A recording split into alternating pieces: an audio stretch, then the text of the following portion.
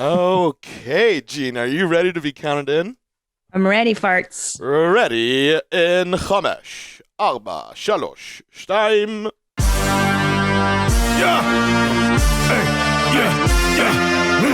Where my mom's at? Where my mom's wearing thongs, hitting bongs at? Raising kids, cleaning shits, need a long nap. Where my mom's at? Where my mom's at podcast with Christina P. That's right, homies. I'm here. I'm here with my raw meat stick of an ankle. I'm going to tell you everything that happened. I'm coming to you from Austin. This was my mom den, and now it's transformed into a studio. But first, some business, you guys. I had to cancel some dates, move them around. I will say I moved them around. Salt Lake City. I'm sorry, guys. It's rescheduled for December. So if you had tickets, it's just moved to December. And then the LOL San Antonio date is also moved as well to later in the year. It'll be before the end of the year, December. And I'm going to be making it, I swear to God, to Liberty Township, Ohio. I promise that one's going to happen. And then hopefully from here on out, I will be back in action. Tickets at ChristinaPOnline.com. After Liberty Township is Columbus, Ohio. And then I go to Oklahoma City. I do Indianapolis, Denver, Colorado, Raleigh, North Carolina, Judork Titties, Carolines, and the list goes on and on. Listen, Orlando, this has been a crazy year and a half. First of all, it's Pride Month, which I take very seriously. I follow the mandate to the letter. It's Pride Month. So this is why I've ordered my balloons to celebrate LGBTQIA apostrophe. What are the new letters now? IA? PQRS. PQRS. It's QIA plus, so they just they're like, we're done. Let's all the other ones, QIA and everything else too. Yeah, you already know. I know. In this era of having to acknowledge every single person, it's so funny. It is reminding me of the old romper room, where at the end of the episode, a woman would look through an imaginary wand and she would say, and I see Mark, and I see Kelly, and I see Tracy, and you just wish somebody called your name. Well, now we live in a wonderful time where everybody's name gets called, and it is fucking exhausting. Okay. I'm sick and tired of everybody being acknowledged all the time. Now, I'm a horrible person. That being said, you guys, what the fuck happened? I'm gonna give you a full rundown of what happened. Yeah, so, give us the play-by-play, G. Oh my God. I mean, okay, so I've never broken a bone in my life, but I've always had shitty ankles. I'm always rolling my ankles since I was a little kid, right?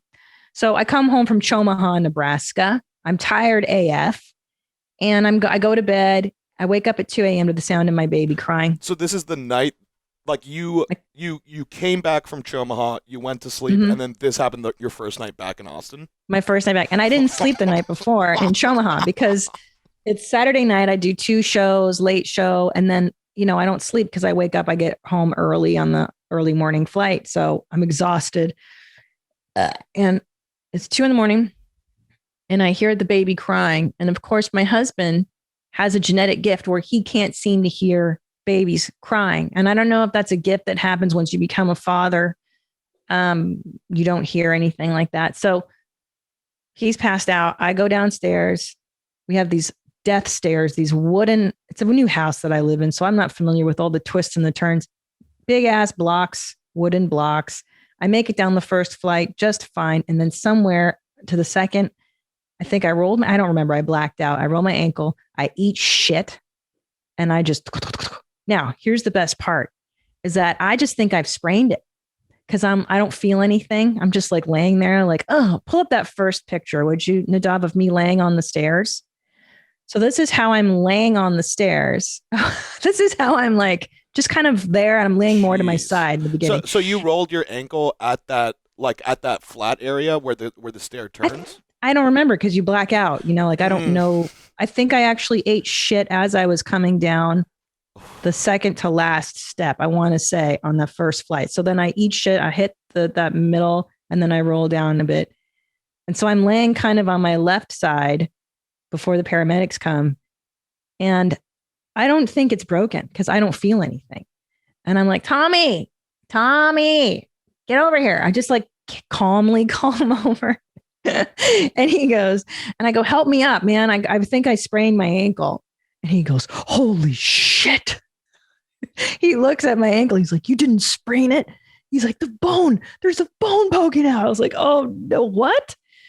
So at the time it happened, I had so much adrenaline, your body's in shock, that I didn't even feel it. All I felt was like waves of like actually adrenaline and nausea. I thought I was going to barf. And then before I know it, the EMT comes and he's like, how did this happen? And they're looking at my husband like, she was alone. She was alone when this happened, or were you behind her?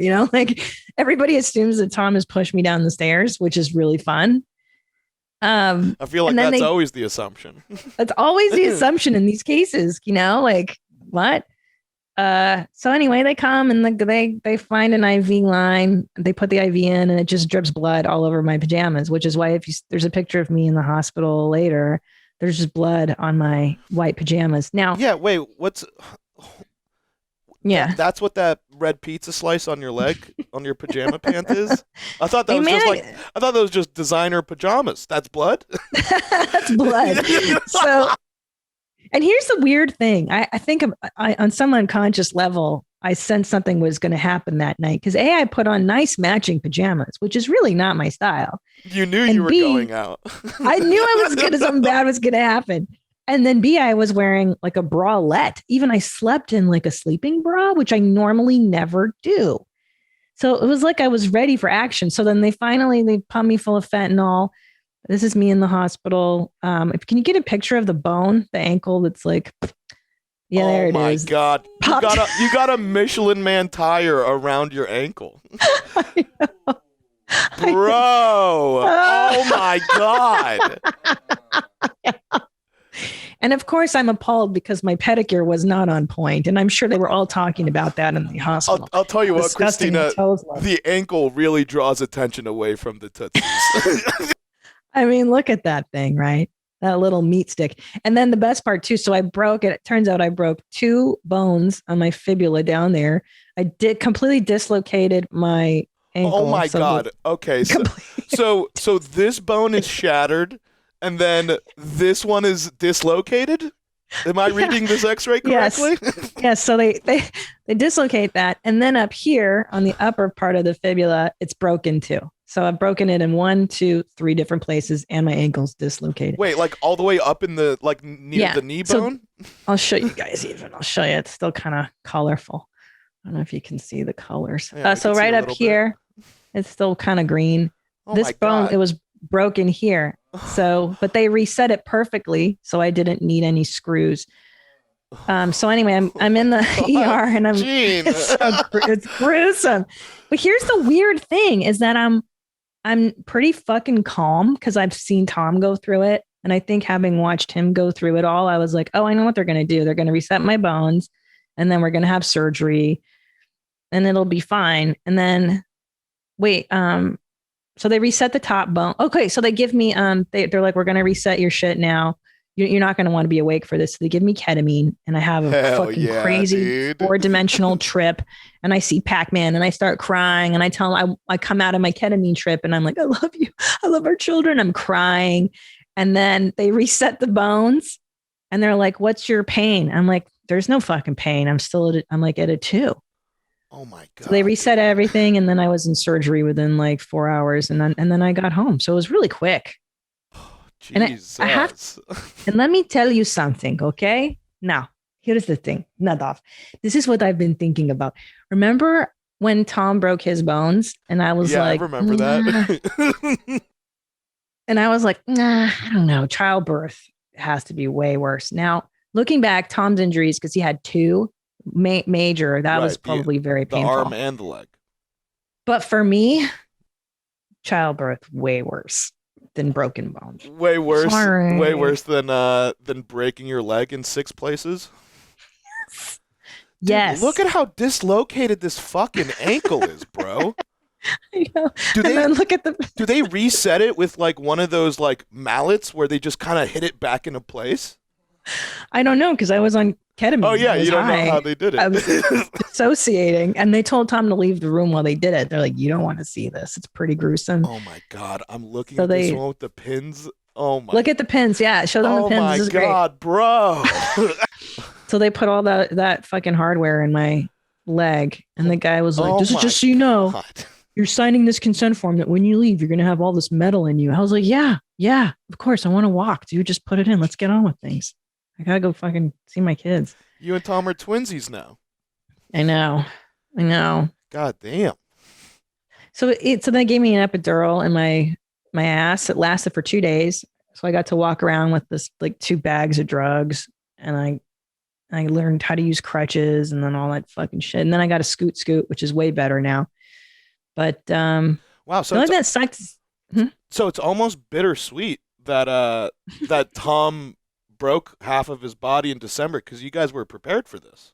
Yeah, like he knew, we both knew what to expect, and he was a great nurse to me, and I was like, okay, I know the pain's coming. Like once the epidural wears off, I'm like, oh, this is gonna suck, and I was just bracing myself. But then it was like, okay, it kind of lit up at night. It felt like my leg was on fire at night, but then I just took some oxys, and I was done. Because I feel like contractions are fucking way crazier. Like for me, like your cervix dilates from this to 10 centimeters and your body is like opening and you push something out of you. That to me was like, that was fucking crazy. You feel like your insides are getting ripped out. So I don't know. I just say what I'm saying is like scale to childbirth and having kids. I'm like, oh, this ain't fucking shit, homie. Everybody's like, you seem in a good mood. I'm like, because it's 6 weeks. And then I'm on with my life. It's not 9 months and then a year of like taking care of a baby. Fuck out of here. Here's the question though, because it's you saying childbirth hurts more. You're willing to do childbirth again. Would you throw yourself down the stairs again? Throw myself down the stairs again. Oh, if I had to pick? Yeah, would you like 100%. If no matter in whichever situation you would end up with a new kid, which one of these would you rather do? Oh, if I have to end up with a kid at the end of it? Right. Like imagine I would rather like just imagine like like rewind 2 years or 3 years before Julian was born. And they're like, all right, in order to give birth to Julian, you can either do it via traditional childbirth or we could shatter your leg in 6 places. Okay, here's the deal. I also added pregnancy and childbirth because pregnancy is 9 months of torture and then the culmination is childbirth. That combined, that length of torture is what I'm saying is harder than 6 weeks on crutches. I rehab, So I would rather break my fucking leg, dude, and put pins in it and let me lay down. I nap all day. My life's been great. I hate to say it, but like, it's like a mom staycation. I sleep a lot more than I've ever slept. People bring me food. I don't have to do shit. By the way, last night, Julian cried. Tom heard it. That was weird and had to go deal with it. And I got to sleep. I highly recommend doing this, ladies. If you want just like a break, just go ahead and throw yourself down the stairs. No, don't do that. Oh my! But it has been nice. And some of these like that post-surgery pictures. Oh, show that. So there's my little meat stick. This is. Oh my god! This is 1 week post-op. So this is the side meat. That's where they put bolts in there, and then show the back meat. That one's really gnarly. Yeah, that one. So I'm gonna have some fucking cool scars. Hell yeah! Annie, you dude. Me. I'm gonna get some tats, Annie. What are we gonna get? Hey, you getting a spider down there, baby? Let's go. I love it. Yeah. I think I have to get a tattoo now, right? Because it's going to be gnarly. That'd be pretty rad. What? Yeah. You want to brainstorm on what to get on there? Like a traditional butterfly, maybe? No, something like childbirth is way worser. Or like a vagina with a crowning head of a baby head coming out of a snatch, maybe. Yeah. Just words. I'd rather be birthing. No. the other way around. I'd rather break this shit again than pregnancy. Break my other leg? Break my... How are you two knuckleheads? I miss you two. Yeah, we miss you too, Gene. I miss watching you eat lunch. Oh, it's all dude energy, huh? It is.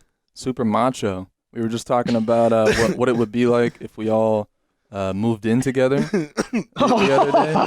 And it was like, it's tragedy. It's daily tragedy because there's no one to balance us out. Yeah, we're just like, hey, how much would you hate this? It's just how our lunch conversations are now kind of geared towards. Hey, how much would you want to kill yourself if you did this? The answer, a lot, immediately. So do you think that living together would be the worst possible thing?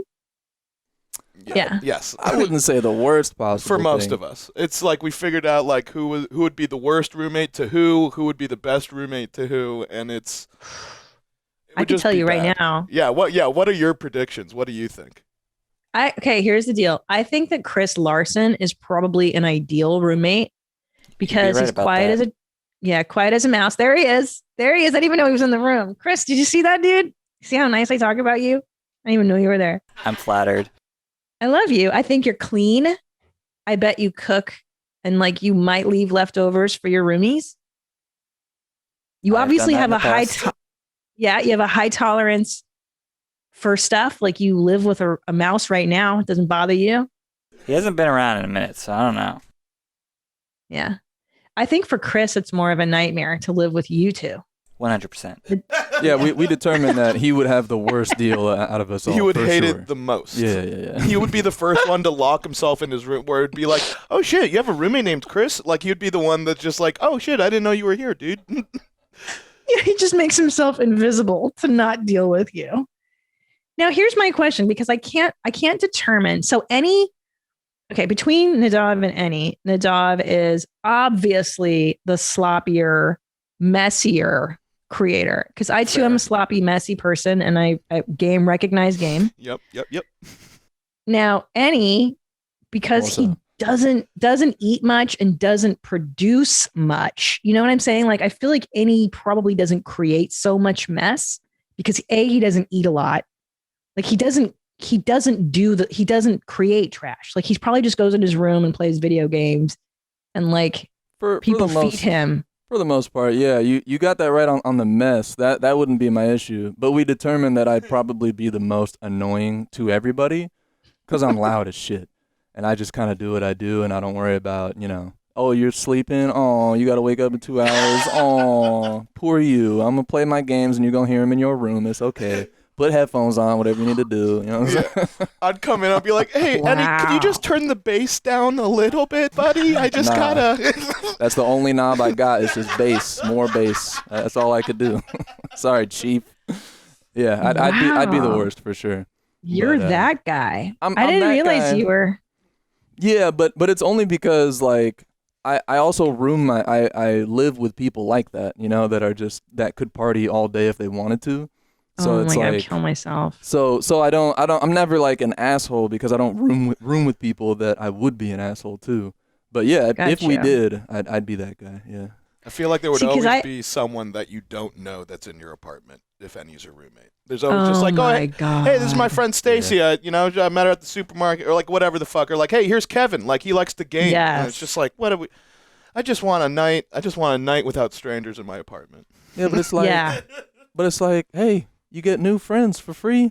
You got girls. You know what I'm saying? Like, what's the problem? What's the problem? I don't know. So like, so there's two nightmare scenarios happening between you and any Nadav. I see it as being filth or noise.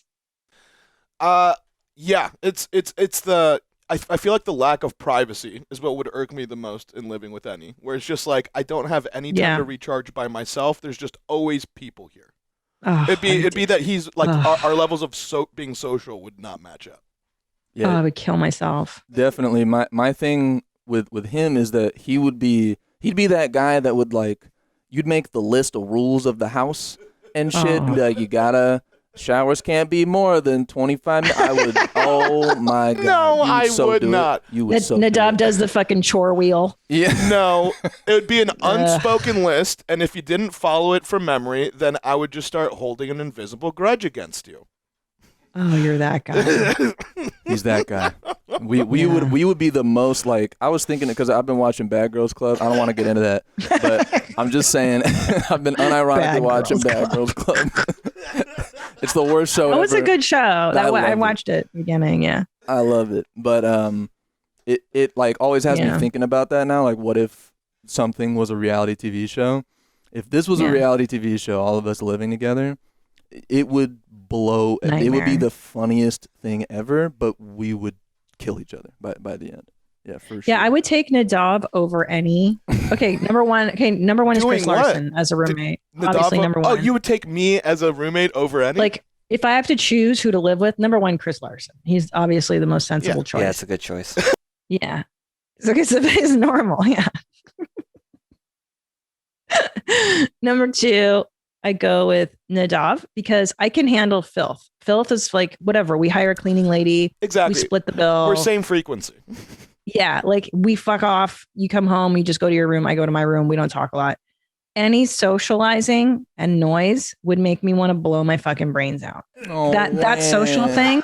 Oh, you broke your leg. You gotta sleep right now. Oh, it's a fucking party. Have a beer. Jesus Christ. Dick. You fucking dick. Man, no love in your heart, huh? No fucking love. All right, let's get to some pussy. Yeah. Free stuff is awesome, but free stuff to spice up your bedroom is even better. AdamandEve.com, AdamandEve.com. I've been using them for years to spice up my marital love life. I'm telling you, it is the best way. You introduce a little something new to the bedroom, and it'll just make your marriage that much better. And what you can do now at AdamandEve.com, select almost any one item for 50% off. And then Adam and Eve loads on the free stuff. Enter offer code WMMA at checkout and get 10 tantalizing free gifts. A sexy item for him, a special gift for her, and a third item you will both enjoy. And 6 free spicy movies plus free shipping. And let me tell you, it's anonymous. So nobody will know what you're getting in that box. Cause I know sometimes like I was nervous. Like I can't order this stuff. People are going to know that I'm into sex. Okay. That's WMMA offer code WMMA at checkout at adamandeve.com. There's no one size fits all solution when it comes to hair care. A product that works wonders for curls might make straight hair limp and greasy. And let me tell you, I've been bleaching my hair since I was 12 years old. It's a little embarrassing. So I have dry hair from using all these chemicals, but I love Prose conditioner. My hair is as soft as a bunny rabbit, thanks to Prose. I had my husband even pet my hair in the car yesterday. I was like, I can't believe it. Prose makes custom hair care that's effective because it's personal. Using natural ingredients with proven results, Prose customizes every product in your routine from shampoo to supplements.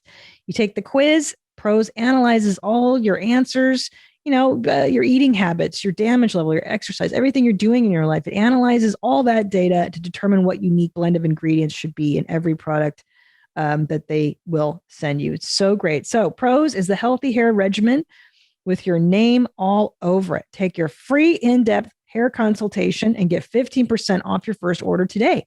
Go to prose.com/mom. That's prose.com/mom for your free in-depth hair consultation and 15% off. Let me tell you something. Now that I'm on this fucking scoot, I shred on this thing. It is dope. Did you say you were gonna decorate that baby? What happened? Oh, the shit's already. Listen, the video is gonna come out. You're gonna see. I went to Nordstrom yesterday with Tom. And it was just the belle of the ball is my scoot, because here's the irony. I was just in the airport laughing at somebody on one of these. And now look, I'm on one. Now you're on an episode of Pimp My Scoot. Yeah, I'm so embarrassed. So I figure why not go big? And I covered it in flowers and rainbows, and you'll see. It's got some special items. Well, I'm so glad that you guys are having productive lunchtime discussions. Yeah, we need you back in our lives, G. I know.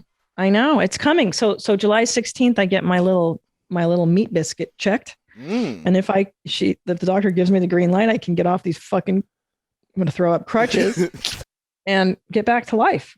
Get back out there, So it's only a 6-week sentence, and I'm halfway through my 6 weeks. Okay. Hell yeah. Yeah, we're almost there. So here's some follow-ups from the last episodes. By the way, what a killer episode with Kalila. Hell yeah. I just adored her. And Leanne Kreischer, shout out to both of those ladies. And how funny is Kalila? Just makes me crazy. They call me Licks, she said, because she gave blowjobs.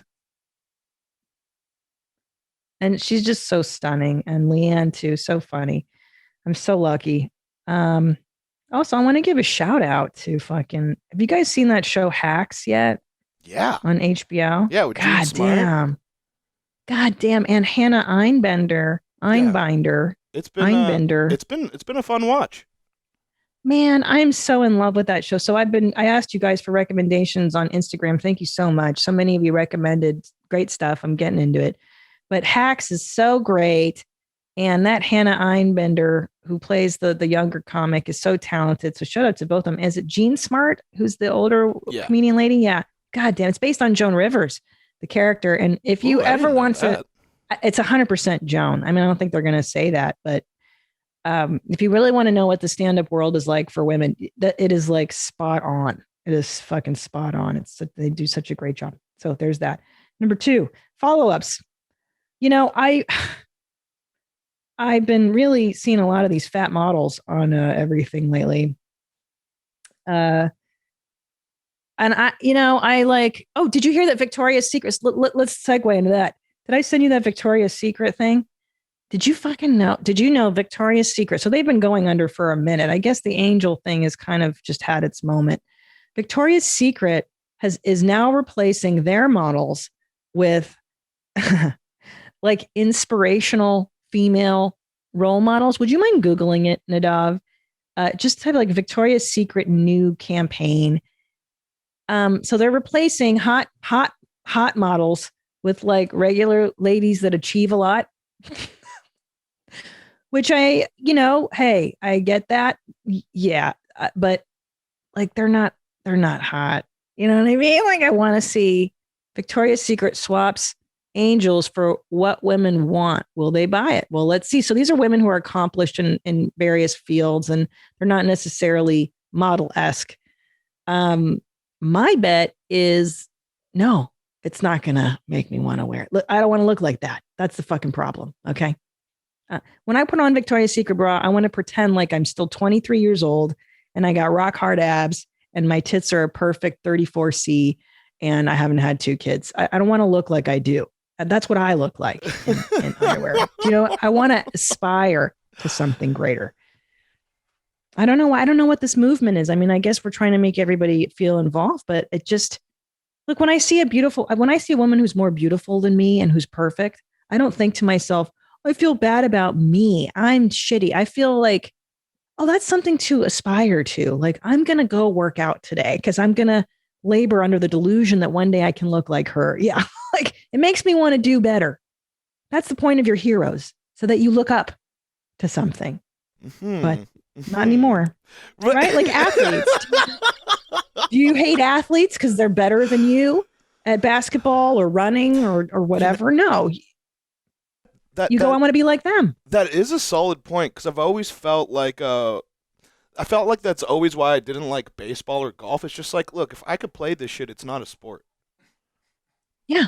And everybody can fucking play golf or bowl or whatever, or darts. And if they're not fucking. And if you could be these models, then clearly this is not high-end fashion bras, right? Like that's the connection. That's what I'm saying.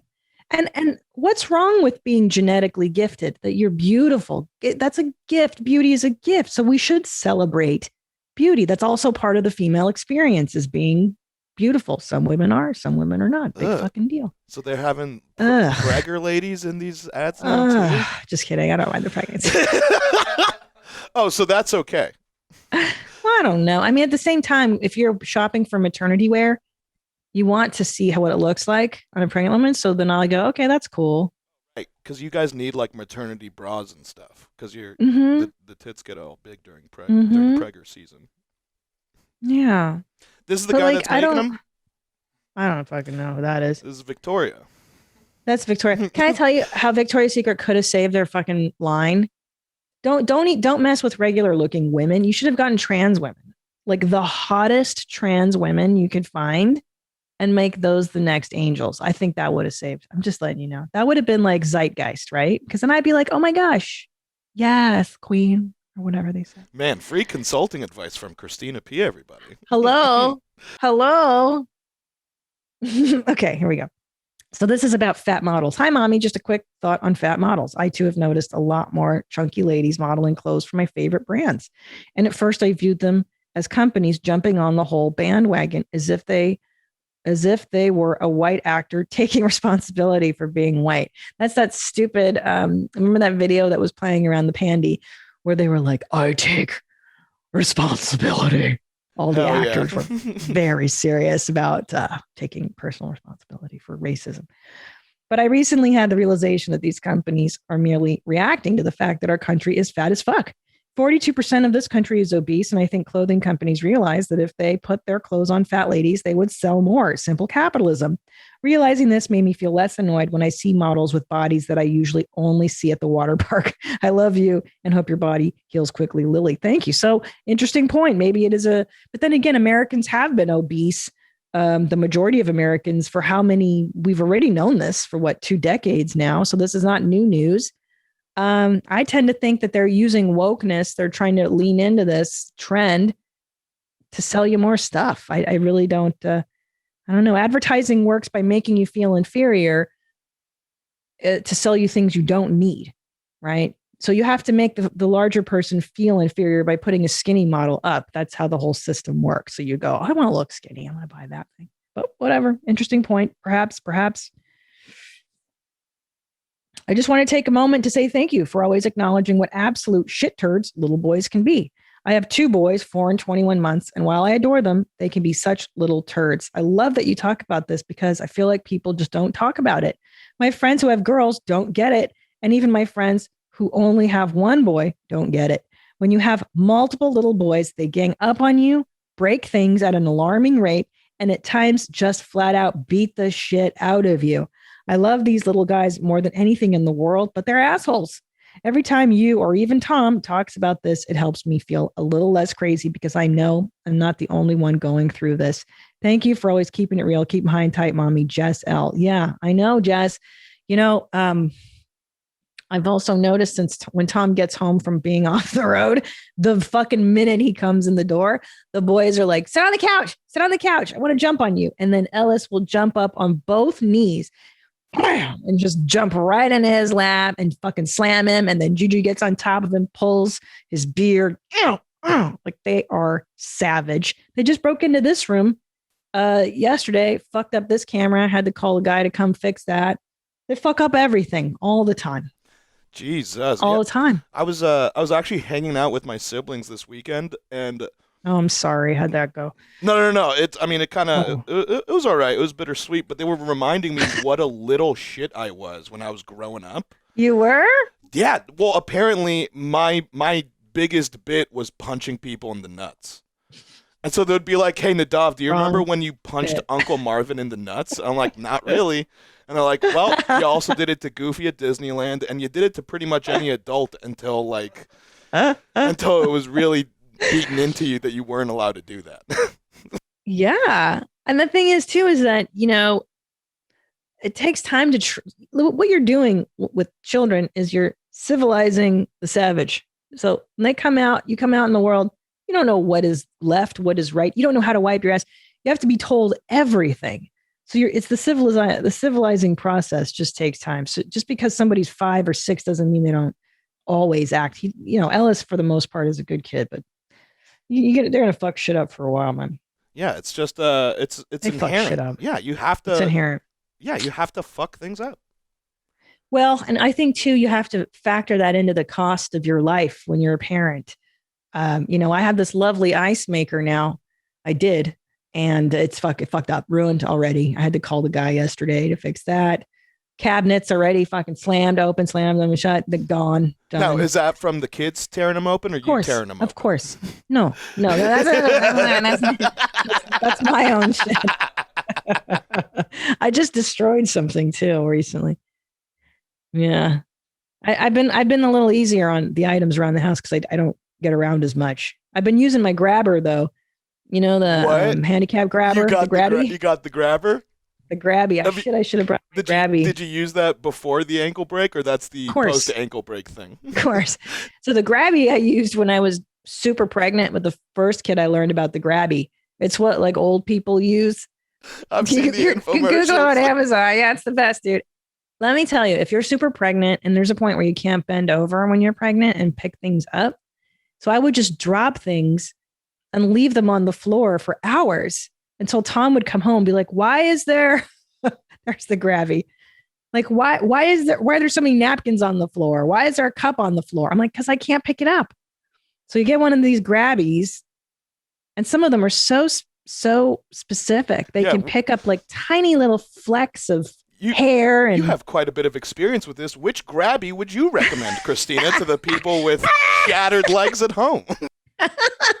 Let me tell you, if you're pregnant, okay, I like the blue one. It's got a blue plastic end, the blue one. Ooh, holy shit! These things have fucking magnets on them too. Oh, bro, they're dope. I'm telling you, bro. Like, shit, I might. You can pick up. I might get one of these. No, stop it. No, that was crazy. You don't want to let yourself get that out of control. But you could pick up change and shit with these. That's how detailed they are. Yeah, if you don't pick up a cent, you're not worth a cent. That's what I learned growing up. That's your motto. You don't pick up a cent, you're not worth a cent. Wow, that's rough, huh? That's what we're taught. That's what we're taught growing up. Such an animal. Okay, well, here's another follow-up. This is fucking hilarious. On a recent episode, you and Native were talking about cheap, shitty one-time meals you had. One time back in college, I was broke and had zero food, except for a package of ground venison. I'm from the Midwest, deer hunter, not uncommon around here. Well, it was dinner time and I was hungry. So I said, fuck it, and cooked it up just like some ground beef, threw in some seasoning, ate it out of a bowl. Basically, hamburger helper without the helper. To this day, I stand by that decision. I really don't think it was that odd, especially given the circumstances. But my roommate still brings it up every once in a while, acting like I'm some savage for eating just a bowl of meat. I love your thoughts on this. I'm just saying, if you're broke and all you have to eat is a pound of ground meat, try it out. From John, I will tell you that I pretty much make this meal for myself all the time. I love Korean food. So what I do is I put ground beef or ground pork in a pan, and I just put some seasonings, some Korean seasonings in there. And then I mix that up, and then I stir fry veggies, and I pretty much eat a bowl of meat with veggies a lot. That's a great meal. No, add some but that's fine. I mean, you're describing like a fajita bowl, like that's like there's a name for that. This guy is just heated up meat with some seasoning. Salt. Yeah, like good. A meat bowl. Yeah. Yours is a little different. You brought out a cutting board, right? I did. I think Joe Rogan just eats these, right? Just meat bowls, venison bowls. Yeah, some venison, some elk. Well, when you think about it, I mean, our primal ancestors, right? This is how we ate as human beings, probably for the longest time. Just whatever the fuck we could find over fire. True. Yeah. I mean, but you know what? That was a pretty good excuse back then. You don't really have to, go to a grocery store, go down the aisle and get some McCormick's, ground up granular garlic. How about some? Well, that shit's good. Some onion salt. A couple things that just a little bit of stuff will make maybe a couple strands of saffron. Like all this stuff will just elevate your simple food game. Do you even cook? Do you cook sometimes? Fuck yeah, dude! I go through phases. What are you cooking right now, homie? Making some steak. I just bought some scrimp that I'm gonna turn into a little garlic scampi type thing. It's exciting. Yeah. I like to treat myself sometimes. Good for you. Yeah, I had a lady come and do my nails. She did my meat stick and this, so I don't feel like such a dirt ass. You're getting your meat sticks painted too? Yeah. Because I was like, I can't look at a broken meat stick with these haggard, tired, ratchet nails. So I had the lady come and she decorated my meat sticks, and now she's going to come back in a week too. Makes me feel like a lady. Did you get a special theme to my let's God. see them? Put them up. Look to at the party camera? vibes, bro. Oh hell yeah, dude! Who's bummed out? It's a party. I'm on my mom's staycation. It's a 6-week vacation where I lay around. I watch cartoons with the kids. It's fucking been great. Don't tell anybody, but I really enjoy being injured. It's been fantastic. People just bring me food. They just scream and they help me out. This is the most relaxed I've been. We got to upgrade you to like a little bell that you could just ding-a-ling whenever you need something. Save those Vokes. Yeah, this is actually probably the best time I've had in a long time. 2 years. I'm not complaining. I did have to put out last night with Mr. Segura, and that was terrifying. But we'll get into that on YMH. Ooh, all right. Yeah. That's the one. You got to pay the piper at some point. It's been 2 whole weeks, so he was pretty backed up. Okay. Let's do some what would Oh, we got some follow-up voicemails too. Oh, yeah, good. Let's do that. Hell yeah. Yeah, you motherfucker. Hey, Hitler, it's Audrey.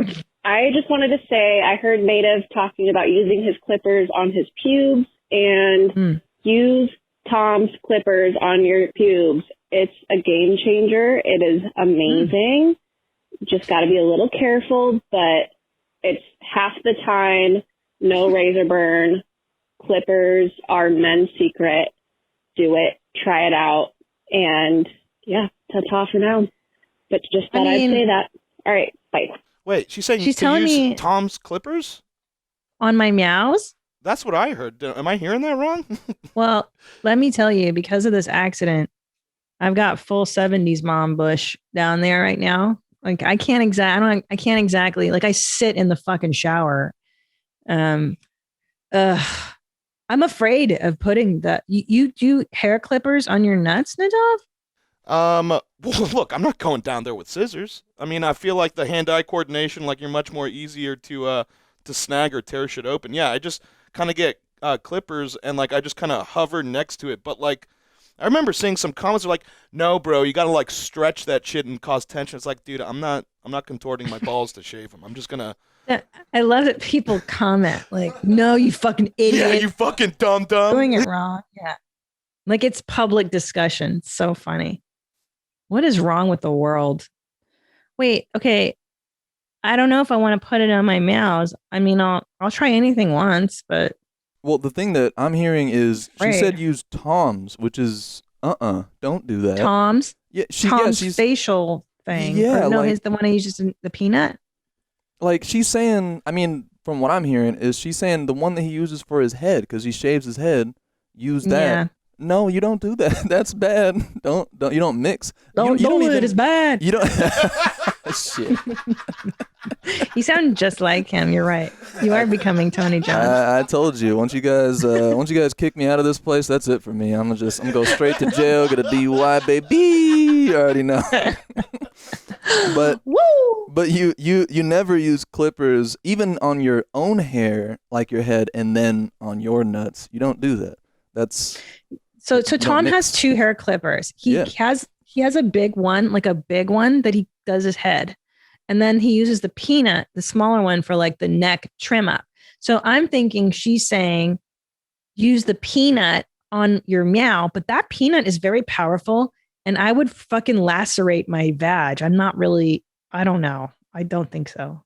Yeah, and also, I mean, if he's using it on his neck, don't put it on any private parts. Like, get one that's just dedicated to private parts. Yes, 100%. Let me tell you, I'm kind of okay with the traditional razor. I get the Dollar Shave Club. I'm such a huge fan. I know they don't even sponsor the show, but I'll shout out to Dollar Shave Club. And you feel like a queen because you just change out the razor every time. It's nice and fresh. And, you know, they rip you off with women's razors. Just because they make it pink, they charge you fucking $14 for a disposable razor for women. It's just silly. Dollar Shave Club, you get a man's razor and you just, you know, use the fucking freshie. I always thought they were more expensive because they got that moisturizer thing on it, the little strip. I mean, that's a load of horse nuts too. I mean, really? Who cares if it has it? You use a foaming cream anyways to do your meow. Yeah, that's right. They just charge women. It's that pink tax is what that's called. They charge you more because they make it pretty. I can't believe it's summer already. And I have been refreshing my closet, my wardrobe, and I have discovered Faherty. Faherty, I have this gorgeous dress from them. It's cotton, it's long, it's flowy, it's beautiful. And even though I have a broken ankle and I'm on my scoot, the other day, I just had a doctor's appointment and I wore my Faherty dress and I felt like a gorgeous lady of summer. Because why not? Why not be beautiful? I just love their clothes. They're so stylish. They're functional. They have the perfect dresses, the perfect shirts, and they feel like you've had them for years, because the fabrics are just so soft and lovely. And they're so confident in the quality of their stuff. They have a lifetime guarantee of quality. They'll replace or fix your clothes forever, no matter what. And to top it all off, Faherty is giving all Where My Mom's At listeners 20% off. 20% off. You have to go to their website and check out all their stuff. It really is just the best quality, most beautiful clothing. So stock up on all your clothes for summer now. Head to fahertybrand.com and use code WMMA at checkout to snag 20% off all your summer gear. That's code WMMA at Faherty. That's FAHERTY brand.com for 20% off. Okay, so you guys help me out on this one. This is interesting because I'm not sure what to tell this girl, and you guys are boys, so help me out. Hey, Jeans, I've been with my boyfriend for 4 years. I'm 26 and he's 31. I want to move in with him soon, get married and have kids, but he's not ready. He's a mama's boy and not the greatest with money, so he keeps stalling. He's a great guy, caring, loving, and good with kids. I love him, but I'm sick of waiting. I also live with my grandparents, but have enough money to move out. So I'm wondering, what would you do? Piss on me, beat me, and you bet I'm coming up in May. Love you, Lexi. So here's the deal, guys. They've been together for 4 years. She's 26 and he's 31. She's ready to move forward. Doesn't sound like he is. What's going on? Boy, after 4 years, he's not ready to move in. I mean, that feels a little like that's like I feel like the only time that's really okay is like if you're in college and you're like, oh yeah, we're both seniors and we've been going out for 4 years and I'm in college. Like it'd be weird to live with a chick for my last year at college. That I understand. But she's 26 and he's 31. And he's still living at home with mommy. That sounds like a serious. Wait, is it saying that he's living at home with mom or is that he's a mommy's boy? Hold on, let's see. He keeps stalling. He's a great guy. Yeah, because that would really change things. Yeah, if he's living with his mom, I mean, get rid of him, I think. Well, it says he's a mommy's boy and not the greatest with money, so he keeps stalling. No, I'm sorry. I misread that. So he's a mommy's boy and not the greatest with money, so he keeps stalling. I mean, listen, this is going to sound really harsh, okay? Boy, I think I'm about to agree with you, Christina. I'm pretty sure I am too, because I feel like I got the same answer. Let's hear it. Okay, because I don't want to break her heart. I listen. If you're telling me he's a mama's boy and he's not great with money, but I want to live with him and make children with him, why? He's a mama's boy, which means you're always going to be number 2 or 3 on the call sheet, especially after you have children. You're never going to be priority, and he's lousy with money. Well, that's a huge problem. So it looks like you're dealing with a man child who doesn't want to grow up. Ding, ding, ding, ding, ding, ding, yeah. ding. So don't make babies with a man who isn't yet a man. Now, it's perfectly fine if you want to be the guy who's 31 and he's living a adolescence until his 40s, and fine. But then don't rope a woman into this lifestyle because that's not fair. Right. It's what should she do? So what does she do? Basically, first of all, you have to know what you said, that you're dealing with a mama's boy, you're dealing with a kid. So are you cool with that? If you are, get ready to lead, because you're going to have to lead this train. You're going to have to rope him in, tell him what you want, make it clear that this is how it is. And if you don't, if you don't like it, then I'm out, because this is what it has to be for me to move forward. So, and if he loves you, if he likes you, he's going to do it. Solid advice. 100%. Tom and I are watching Couples Therapy on Showtime. It's such a great show. And there's this ball buster woman, and she's like, you are worthless. You're not doing anything around the house. You're lazy. Like, she's chastising this husband. And I'm like, oh, that's a type. Like there's certain men who are maybe like more beta energy, and they really respond well to the woman who's like, you're fucking lazy, get up, do this, do that. Like that's who goes with beta male, is a bossy ass woman. And that's who that works with. So yeah, you're 26. If you want to do it, then you're right. You have to do what Annie is saying. Maybe give him an ultimatum. You gotta whip his nuts into shape. But just know this is your life with this man, because he's not acting like a man. You're gonna have to grow him up in addition to your kids, and that's going to be very frustrating. But if you're up for it, well, go ahead, be my guest. Be my guest. Because I was telling Tommy last night, again, this is not politically correct, but this is just, I'm sorry, the reality. If you're a cisgendered, heterosexual couple, 90% of the time, the woman has to feel safe with a man. Okay. I have to feel like I can be pregnant, vulnerable, have my babies, take care of my babies. I have to know that my man is able to take care of the outside world so that I can take care of the inside world, right? He's got to be capable. He's got to be out there hustling, doing, keep holding it down so that I can hold down the inside. So when a woman doesn't feel that he's holding it down for her, then she gets insecure, and it's like the whole dynamic is off, And then it makes the woman more aggressive, more hyper aggressive. Like this woman, she's going to have to ramp it up. Yeah, that's the thing. Is that, for sure that's going to turn into hostility and conflict a lot. Because I mean, I agree that biologically women weren't, I don't think, supposed to do all of that, because that's too much. That's too much at once. You got to deal with your future that you're trying to build and try to build a man's future at the same time and help him support you. Like, what's happening? I got too much to think about. But on the other hand, I've known so many guys in my life nicest guys in the world, and they're with the biggest bitches because it makes their dicks hard. I think somehow, these men must love getting their nuts squashed by a woman. That's the only reason I can see that a man would tolerate being called weak. You're weak. You're not doing anything. You're lazy. Maybe it makes his dick hard. I don't know. For sure. Right? I mean, why would a man stay with a woman like that? So, because if I told Tommy, could you imagine me telling my husband, Tom Segura, you're weak. You're a pussy. You don't do anything. You're lazy. I mean, I imagine that's why you got that leg going on, right? Yeah. Yeah, you'd break your other leg. That's what Tommy said. He got fucking break your other leg if you talk to me like that. I said, yeah, because you're a responsible alpha male. You're a fucking man. He doesn't need it. Yeah, he doesn't need that direction. He would. He's doing it already. I don't have to, and I don't have that need in me to chastise him. I don't do that. I don't have to. I can be a woman. He can be a man. I take care of the babies. He can do what the fuck he wants. Right. Anyway, interesting, guys. Very good. Yeah, good. I think you were right on the money, though. At first, it's like, I don't think you want this. Like, I think you're telling yourself you want this, but you probably don't want this.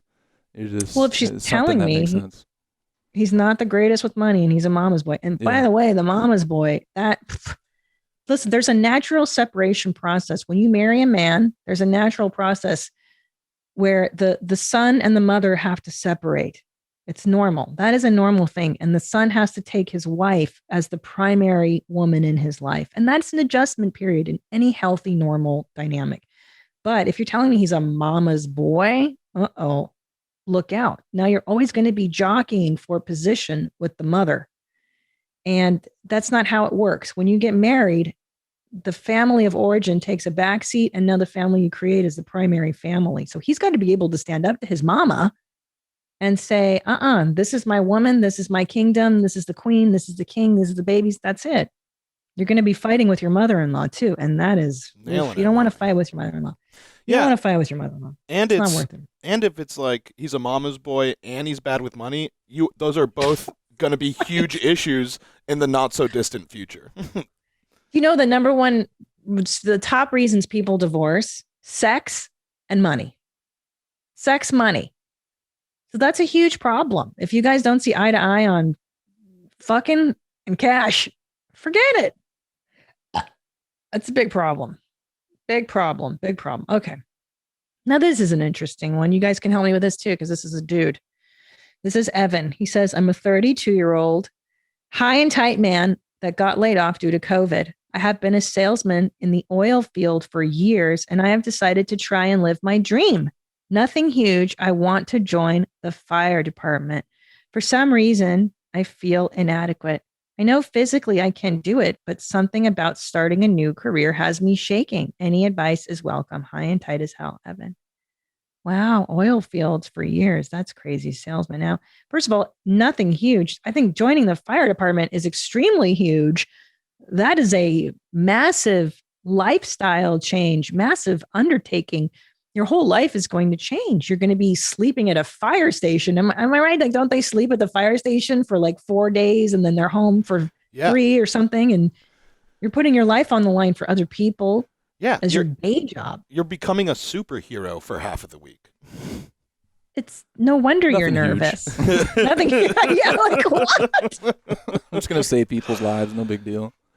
I mean, God bless these people. Like when I was laying on the stairs and the EMS people came, I was like, I can't believe that there are people that devote their lives to helping people in emergencies. It's pretty miraculous. And it sounds like, at least when I've always been nervous in my life to start something, it's because I really wanted it. When you really, really, really, really want it to work, and it has to work, right? And that's when you get really, really nervous and scared, and you go, I can't do it. I'm not good enough, and da da da da da. But I think anybody that you admire and you look at and they've done it at one time, they were just like you. Always remember that. That Warren Buffett at one time was not Warren Buffett. He was just some kid in Omaha. And all these great athletes and everybody you look up to, they were just people who had a dream like you. And it's normal. It's normal to be scared. But there's this great book I could recommend called Feel the Fear and Do It Anyway. Feel the fear and do it anyway, which is to me like one of my central tenets of existence. Yeah, you can be scared. You can be nervous. So what? Do it anyway. You can be scared and do something. Don't let the fear stop you. What do you guys think? You're dudes. Absolutely. It's if you're about to make a life change and it's something that you want to do and you feel afraid, fear is actually probably a good thing. That means that it's going to be a challenge. You're going to be testing yourself. And also it's supernatural. I mean, what you're describing pretty much is, imposter syndrome. Who doesn't have that? Yeah, one? It's like, I don't want to meet the person that doesn't have it. It's and if you think that you can physically you can do the job, and everyone, if the team that you join knows that you're new to this, I mean, just be honest with yourself, be honest with your teammates, and just take it one day at a time. I mean, that's really the only way to achieve your shit. Is don't look at big picture stuff. Just look at smaller windows, and then goals become way more achievable. Right, much like your hero in Drumline. He shows up. Mm-hmm. He's got the chutzpah. He's got the talent. He knows he can do it. But he's in his own head. He's in his own way. And what happens, Nadav? What did we learn from Drumline? That, you just put one foot in front of the other. You teach yourself how to read music, and sooner than later, you could lead the band. That's right, Nadav. You could win that. You could win the BET Classic if you just put your mind to it.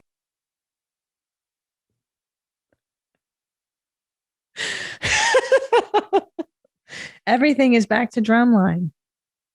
All roads lead to Drumline. Yeah. You know this. You nailed that one, Gene. Annie, what about you? What do you think? You're a confident guy.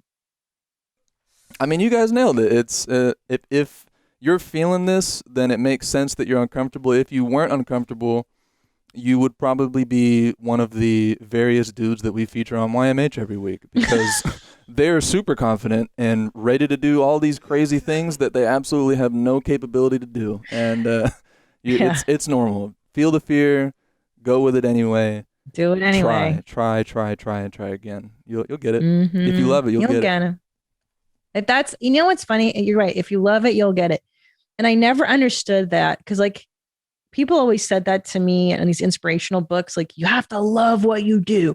Find your passion, right? Like, that's the biggest trope, is find your passion. And I remember being like, yeah, but what if you suck at your passion? Or like, what if you don't know what your passion is? But the truth of it is, like, yes, you have to find the passion. You have to have some competency in your passion too. So look, I could want to be a javelin thrower my whole life and have passion for it. It's never going to happen for me. But the passion mixed with talent is what will get you through the rough times of something. Because for me, being a stand-up comedian for the last 17 years, I could have given up 1,000 times, but my passion for what I'm doing is what gets you through the tough times. That's the only reason that statement makes sense. And I wish people would finish that statement of like, follow your passion, because things suck a lot and you have to really, really love something to stick with it to get to the other side. And don't be discouraged, firefighter Evan. If it does suck, and if you do suck in the beginning, you're going to suck. You don't know how to fucking run with a hose yet, or whatever it is they're going to teach you to do. Oh, my meat stick. Just stick with it. That's great advice, Gene. I know. I'm pretty great today, huh? Maybe because I'm so rested. Because I'm loving my injury life. Happier than I've ever been. Everybody's like, you're going to get depressed. Just wait when you get off those meds. And then I'm like, oh, fucking not so far. It's been great. They're going to change. I'm loving this life. Injured wife, happy life. Yeah, that's the name of this episode. I'm giddy. Happier than I've ever been. God, I got to break stuff more. Okay. You know what? I'm going to do this question because I feel like I get it. I mean, apropos our last discussion, here we go. Sending a question your way. I really love how you talk about your times when you and your husband were struggling in the beginning and how you made it through those times. And any comedy life advice would be so greatly appreciated, especially in regards to just sticking it out with clubs and rejection and all the things that can be trying to you. So this is life advice for comedians. You know what I can tell you on top of what I just told you about passion and just loving the process? Because guess what? You're going to become famous. Guess what? You're going to make the money. You're going to be successful. And you still have to do the job of being a good stand-up comedian. Yes, they'll pay to come and see you now, but guess what? You still have to hustle and think of the jokes and do well. So love the work. Don't worry about the results. Don't worry about the results so much. And number 2, have a life. I can't tell you how sad it is when I see comedians or actors or anybody who's just so career focused. They forget to get married and have kids. They forget to find a partner in life. They forget friendships. They forget life. Don't worry about it. Because when you're on your fucking deathbed, like when I was in my ketamine vision, when I was getting my leg reset, I wasn't on ketamine going. And by the way, I believe that when you're on these drugs, ketamine, acid, it's just your unconscious mind being raised to the forefront because your ego is being suppressed. So the deepest shit that's in your brain just comes out because there's no filter. I wasn't in a ketamine haze going, I got to add more dates to my calendar. I got to go make more money. I want my profile to be raised as a comedian. I wasn't thinking about any of my career. I was thinking about my children and my husband and how blessed I am in my life and how much love I have. So don't forget that part. Live your life. Fuck show business, because sometimes it pans out, sometimes it doesn't. So you may as well have a family to come home to. And you're a lot funnier when you have a life. Believe me, there's nothing sadder than the 50-year-old comic who's still talking about partying and shit. And you're like, what? Go get a life, weirdo. Right? Is there anything weirder than like an older male comic? Or like, you're not fucking still talking about partying, huh? There's definitely a threshold. There's a threshold where it's just like, oh boy, you're still pretending like you're fresh out of college, buddy. Oh shit! What's just curious? What's that threshold looking like? Like number 1? I'd say you got like maybe 5 to 10 more years. 6. Copy that, Chief. Copy that. You just turned 30? Yes, ma'am. 30. No, you're good. I would say good. if you're okay, because here's my theory. Okay, 35 for a man, you get a little bit longer. If you're 40 and you're still single and like doing that thing, you're in WAG territory, weird alone guy territory. Oh shit. Shit gets weird. 10 years. Because here's why. I'll tell you, and this is another thing people don't fucking tell you. This is real talk. This is shit your mama didn't tell you. I'm gonna tell you right now. People who want to get married and have kids and do that life are doing it now in your age group. So you've got this first draft pick of women and men who are like, yeah, I want a family. I want to do all these things. And that's your 20s, right? This first draft, this first round. People out of college, high school sweethearts, And sometimes actually that's not always right because then like the college and the high school sweethearts get married and then they divorce by the time they're 28. So not necessarily the best.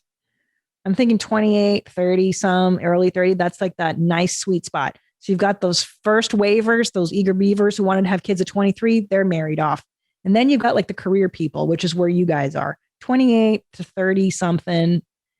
Those are people that are like, hey, I want to have an established life and then get married and have kids. Now, this is also the coasts I'm talking about. In the middle of the country, I think it's a different story. But so Annie, you're in that. You're right there. And Nadav and Chris, you guys are right in that beautiful zone. But we're moving to Texas, so theoretically, I got like maybe 15, 20 years, maybe not. No. The clock does not. Works different. It doesn't reset. No, you get less time. No, it's earlier. Less time? Yeah. Oh, shit. Yeah. Why you got me moving? Oh, man. It's earlier because in Texas and places like the Midwest, they get married even younger than the coasts. So yeah, they get married at like 17, right? Yeah, well, 20. So they'll get kids earlier. Like I'm a really old mom around here. But it's not kid. Listen, let me tell you something now. There's a lot of hot chicks and hot dudes here. There's a lot of young hot girls. So we like you guys are going to find. Yeah. You only talked about the hot dudes last time. I'm excited to hear the other end of that story. Yeah. Well, I'm not looking for girls. I'm only looking at the shirtless guys. But Lindsay, he's been here and he's like, oh, yeah, there's a lot of hot chicks. There's a lot of hot girls. There it is. And you guys are going to go out trolling the bars. You're going to find all kinds of sluts. For at least 10 years, yeah. 10 years. Healthy snacks have a bad reputation. You know, they don't always taste very good. They don't fill you up and they certainly don't satisfy your cravings, but not with Monk Pack. This episode is sponsored by Monk Pack, who makes snacks that taste like your favorite sugary treats. The Monk Pack keto granola bars contain just 1 gram of sugar, 2 to 3 grams of net carbs, and they're only 140 calories. And you know what? They taste delicious. We have them here in our pantry. I take them for when I'm on the go in the car. It's just fantastic. Try it for yourself and you'll see. And we have a special deal for our listeners. Get 20% off your first purchase of any Monk Pack product by visiting monkpack.com and entering our code WMMA at checkout. And Monk Pack is so confident in their product, it's backed with a 100% satisfaction guarantee. If you don't like it for any reason, they'll exchange the product or refund your money, whichever you prefer. To get started, just go to monkpack.com and select any product, then enter the code WMMA at checkout to save 20% off your purchase. Monk Pack, delicious, nutritious food you can count on. We thank them for sponsoring the podcast. Imagine the freedom of being your own boss and running a business that best suits your lifestyle and schedule. Helium 10 wants to tell you how to embark on a smart career where you call the shots. It really is the best way to work from home and be your own boss. And you can do it by becoming an Amazon seller. Amazon isn't just an online superstore. It's actually a marketplace that connects Amazon buyers and sellers. And anyone can become a seller thanks to Helium 10 software. Helium 10 is an all-in-one software suite designed to help people just like you launch, build, and manage a profitable business on Amazon. Helium 10 is like a business in a box. It has all the tools and training to guide your journey to personal and financial independence. There's no invention or big idea required. Helium 10 will find you the right product to sell and handle so many other aspects of your business. What a great idea. I mean, especially if you're a mom, maybe you're home with your kids and you want to make extra money. If I were 10 years younger and I didn't already have a career in comedy, I would 100% do Helium 10. It's all there for you to set up your own Amazon business. So easy. Work when you want and from wherever you want. Take advantage of this incredible offer from Helium 10. Get 50% off your first month of Helium 10 Platinum account when you go to helium10.com/WMMA. That's helium10.com/WMMA. Don't wait. To get 50% off your first month, go to helium10.com/WMMA. Annie, do you think you'll never get married? Seriously? Oh, God. I mean... It's so stressed out. Yeah, because it is such a stressful... I just think about the rest of my life. Like, there's just little that I would want to do for that amount of time. And I don't know if I could ever find someone that I'm going to be cool with that amount of time. I don't know. I'm not even cool with myself that amount of time. You know what I mean? No. It's stressful. Let me to think present it. about. I don't know. Let me present it to you in a way that makes sense for you, because you and I are similar in that we love efficiency. Like, I think you and I are like, I don't want to. Yeah, I don't want to take the time to dry myself off because that's a waste of fucking time. I could be doing something. Eating, waste of time. I just want to do the thing I want to do. No, but you love work eating. mode. You love eating and you love flavors.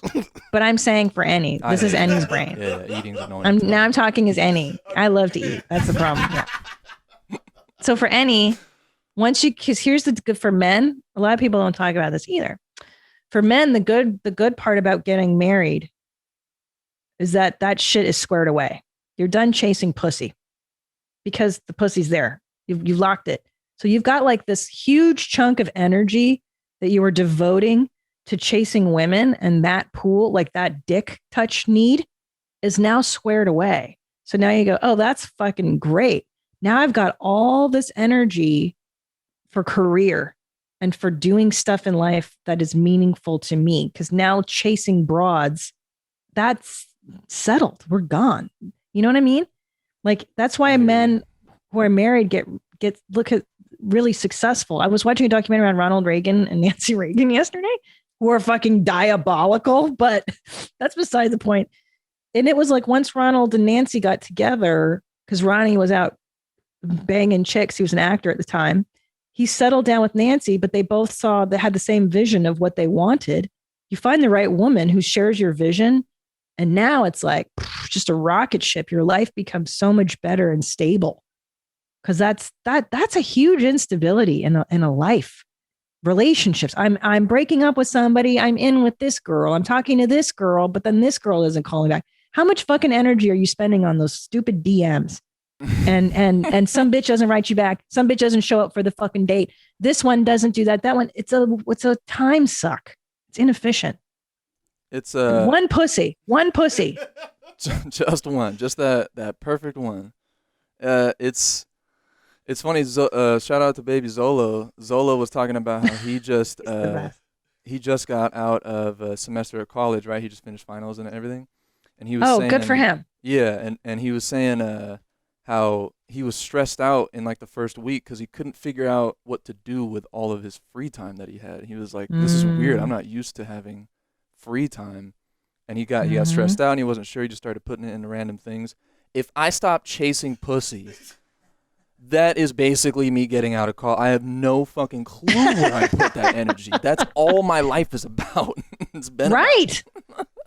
Right, but no idea. look how smart you are. And I know this because I've watched you now. You're a very smart guy. You're a very driven guy. Imagine if you put that much more energy into something useful like your career or whatever the fuck it is. That's so much energy. But then I feel like, yeah. I mean, I don't want to. I feel like I'm gonna keep arguing at this point because it's no. Let's talk about it. It's interesting. Well, I stress about that because I think about I already dedicate so much of my life to work and doing good and better, getting better. If I put all of it, basically, if I took that energy, the getting pussy energy, into my career, I don't know what else I'd have but work then at that point. Oh, but you're saying, but I have a woman, right? You're saying I have a. This is me. You would have one girl versus the game of many chasing. The chasing just becomes, you put your energy, you're flowering one plant and that thing grows, right? You have your seeds, you plant the seeds, and then you're watering this garden. And now you've got this great equity built up in one person, right? And it grows and it grows and you trust and it gets better and better. Honestly, and I know this is going to be so gross. It's like hearing your mom talk about fucking, but even sex gets better with somebody that you've known for a million years, because now you really know each other and you ain't afraid to fucking ask for things. And it's like, it can get better and better and better. The novelty, you can introduce other things to make it feel new too, right? There's, I don't know, all kinds of outside stuff you can do, but yeah, for sure. Yeah, sex is in the mind. The sex is up here. You know, anyway. And I would also like to point out that there is a third Go option. ahead. You don't just have to be focused on pussy or your career, there's also hobbies. There's things that make that are fun in your life that don't, make you come or money, I live in LA. We don't do those things. You don't do those things yet. Yeah. So, but in Austin, I will say what I've learned here is that balance, because they have hobbies. I have, these guys who are working on my house, they take off at 3:00 and they go on the lake and they do their thing on the lake. And it's just the culture. It's amazing. Lazy asses. Can't believe it. Off at 3 p.m. No, I'm just playing. I know. At first I was like, what? Get to work. And then I was like, well, what's the big deal? Okay, go off at 3. Go have a life. Who gives a shit? I would rather them be on their deathbed going, at least I got to get drunk on the lake before I died instead of working on that crazy lady's house. Yeah, these are facts. Facts, homie. Facts. All right, should we do some Pajitsky effects? Ooh, I'm down. You know what?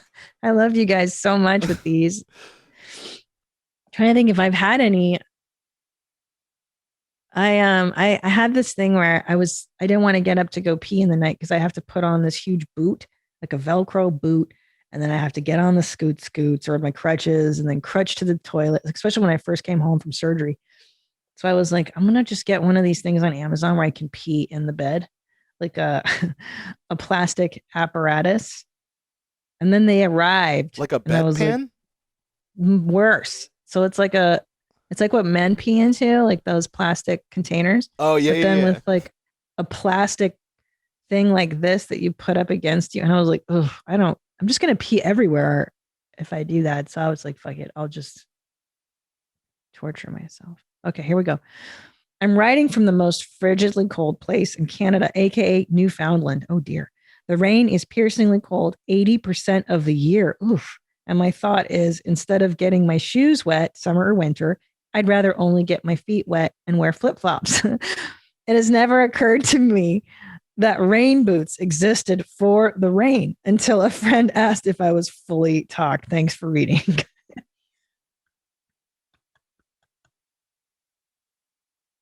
So she's saying that it's like freezing cold rain and she was wearing flip-flops. Yeah. Oh my God. I can vibe with that. I had the same thought when I was riding a motorcycle at 3 a.m, freezing cold on your feet, and I used to just wear like regular shoes, and I wore boots for the first time, and I'm like, yo, this is like warm. Who's there? I can feel. Who's there? Is that Ellis? Is that Julian? Sorry, my kids are invading. Who's there? Where's my kids at? Can you hear that? Yeah. Okay. This is me trying to record a podcast. My 3-year-old screaming, and then my 5-year-old just came in and is peeing in my bathroom. The only thing, can you hear my other son pissing in the toilet? We can't. You hear done the in piss. There? This is a constant. This is working from home. Oh, you just flushed. Thanks, Alice. Hey, Scram, I love you. Okay, I'll be there in a minute. Let's have lunch. Can you close the door, bud? LJ. Can you close the door, buddy? Close the door, sweetie. Close my bedroom door, okay, baby? Close the door on the way out. Thanks, kid. 6 times you had to say that. 6 times.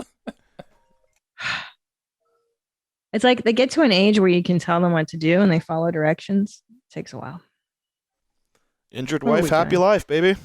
It's the best. Look at that. Did you see that? I didn't have to do shit. I was like, take him away. Let's go eat lunch. See you later. Mom loves you.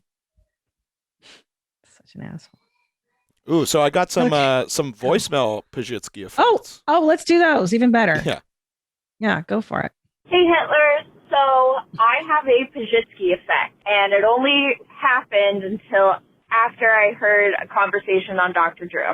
So I'm 2 months postpartum, and found that I just can't wipe enough brown. I constantly have streaks. I am assuming that it's something that has happened since having a baby.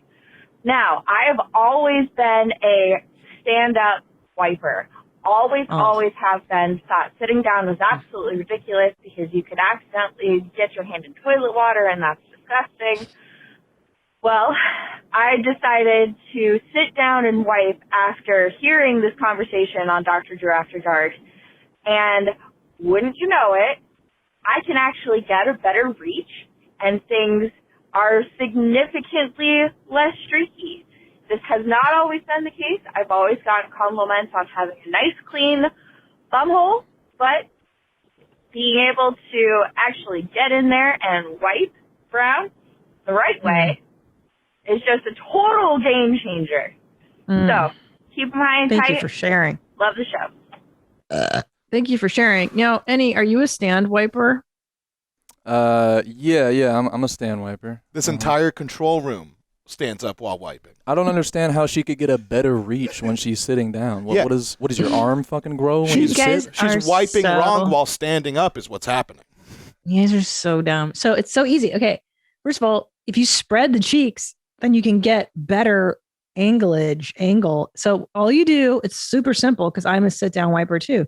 You just put one cheek up kind of, and then there you go. Better yet is if you have a bidet. Now, I know what she's talking about because postpartum, everything's all loosey-goosey down there, and I was streaking up hard too. Get yourself a tushy, get yourself a bidet, let the water do most of the work for you, and then you're going to have an even nicer cleanup. No need to suffer. That's great advice. Don't change the way you wipe. Just get a bidet. Yeah. Everybody needs to have one. How do you live without it? I can't do it. I don't think it would be good for me to do it with the way that I do things in there.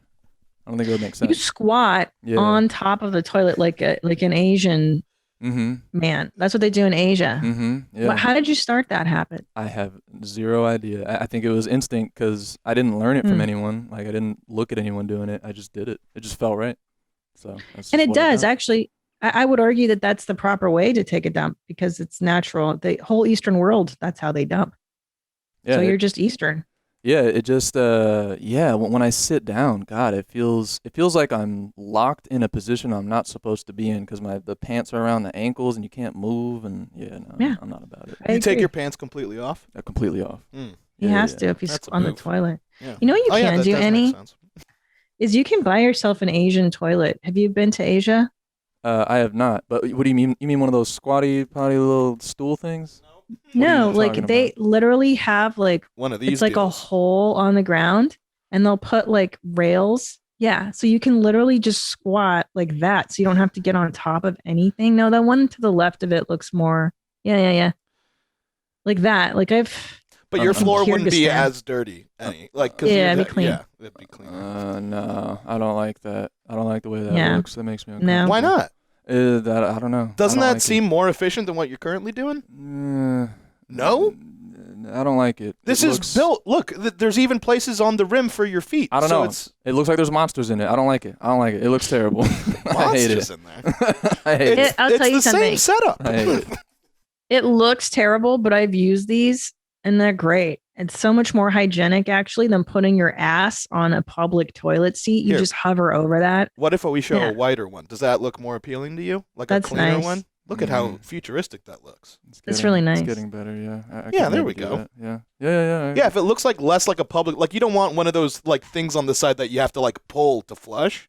You want something that reminds you more of like a home setup. Like, look at this shit. Oh, there you go. See that drawing in the middle? Those two legs? Yeah. And then you just squat like that, like it's built into the floor. It's that is nice to have it. like things, places for your feet actually. Yeah, instead of this that's shit. the whole point. I'm telling you, because the entire Eastern world shits like that. And then you're trying to do that on a Western toilet. It's not going to work. Yeah, Hey, see, there you go. There's Eastern toilets. Oh, wow. Did you guys talk about this with Drew? That there's toilets? The entire fucking half the world shits like that, Annie. It's not that shameful. I had no idea. I mean, I imagine it's a little difficult to get that in a house here, though. Booyah. Right? There you go. Problem solved. You can order it. Ew.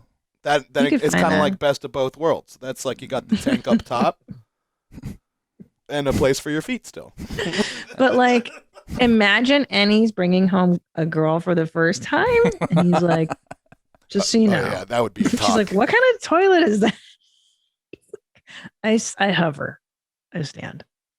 You're like, you're probably going to want to use the toilet downstairs.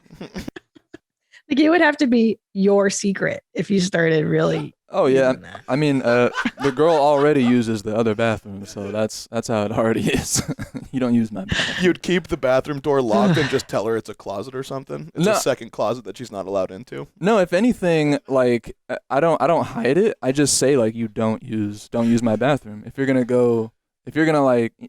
take a shit, don't use my bathroom. You use the other one.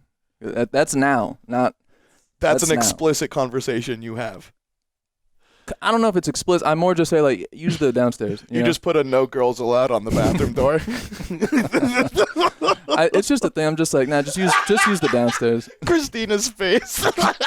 Well, 'cause I'm thinking Imagine you're Annie's like new girlfriend, and you're like, oh, okay, this is my first time staying at a boy's like house, and you just get the talk. That's just, hey, you're not allowed in this bathroom, or you see the sign on there, the no girls allowed. How would you react to someone being like, you can't shit in my bathroom? I would tell them, no, I would say thank you because men's bathrooms are so disgusting. I'd be like, absolutely. I don't want to shit where you shit. Oh, wow. Because I'll tell you, I never shit at my ex-boyfriend's houses. Like I have a no fucking shitting policy. I would go home to shit. That's what I'm talking about. When was the first time you shit in front of Tom? Let's reverse that. When's the first time Tom shit in front of me? Well, I mean, like he broke it. His first move was farting in your hand, wasn't it? I know. Yeah. He farted. He put my hand in his crotch and he farted on it in boxer shorts. That was 2 months into the relationship. And then after that, it was like the floodgates had opened and now we were shitting in each other's houses and, oh, it's done. I mean, he's the one that initiated all that because he's such a dumper. So then you started dumping in front of him pretty quickly? Not in front of him, but like I would shit at his house. Yeah. Because he was so open that I was like, he doesn't care. I don't care. Like I kind of knew that he and I would be married. I was like, this guy's my future husband. It's all good. But to this day, like he hasn't seen me shit except when I first broke my ankle. I think he did see like. That was the first time he saw you shit? Yeah. I have to be like at a broken ankle and I'm on drugs. Like it's not normal. I don't like people seeing me shit. It's not for me. Now I know couples who can have full conversations. I saw a couple one time. The girl was eating a fucking cream cheese bagel, standing, talking, and the guy was taking a dump. And they're like, so what are you going to do after work?